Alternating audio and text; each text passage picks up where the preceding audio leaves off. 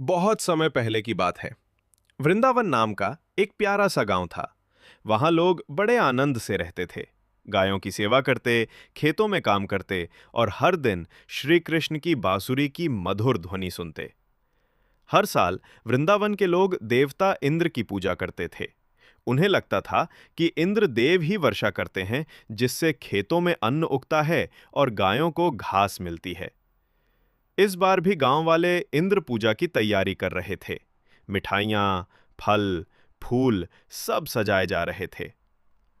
तभी नन्हे कृष्ण ने अपनी मां यशोदा से पूछा, मां, ये सब लोग किसकी पूजा कर रहे हैं? मां बोली, बेटा, ये सब इंद्रदेव की पूजा कर रहे हैं। वे वर्षा देते हैं, इसलिए हम उनका आभार मानते हैं। कृष्ण मुस्कुराए और बोले, मां, वर्षा तो इंद्रदेव करते हैं, पर हमें गायों का दूध, खेतों की फसल और पेड़ों का फल तो गोवर्धन पर्वत देता है। क्यों ना हम गोवर्धन पर्वत की पूजा करें? गांव वाले पहले तो चौंके, पर कृष्ण की मीठी बातों में गहरी सच्चाई थी। उन्होंने कहा, ठीक है कृष्ण, इस बार हम गोवर्धन पर्वत की पूजा करेंगे। सबने पर्वत के चारों ओर फूल, फल और अन्न चढ़ाए, स्वादिष्ट भोजन बनाया और खुश होकर नाचने लगे।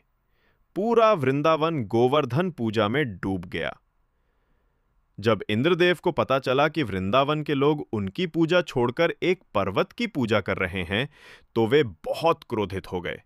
उन्होंने कहा, इन लोगों को सबक सिखाना होगा।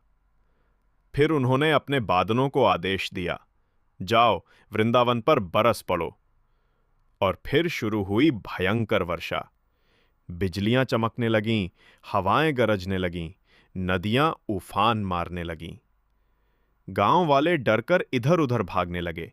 सब लोग कृष्ण के पास दौड़े और बोले, कृष्ण, हमें बचाओ, पूरा गांव डूब जाएगा।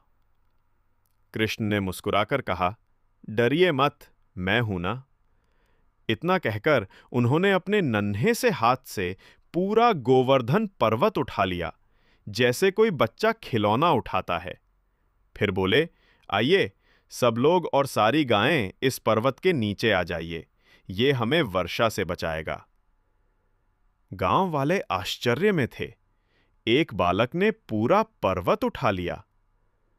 7 दिन और 7 रातें कृष्ण ने अपनी छोटी उंगली पर पर्वत थामे रखा।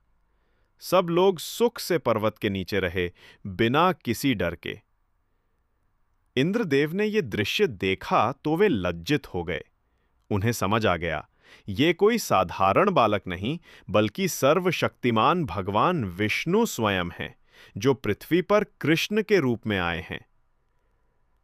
इंद्रदेव ने वर्षा रोक दी और धरती पर उतरकर कृष्ण के चरणों में सिर झुकाया। उन्होंने कहा, हे प्रभु, मुझे क्षमा करें, मैं अपने अहंकार में अंधा हो गया था।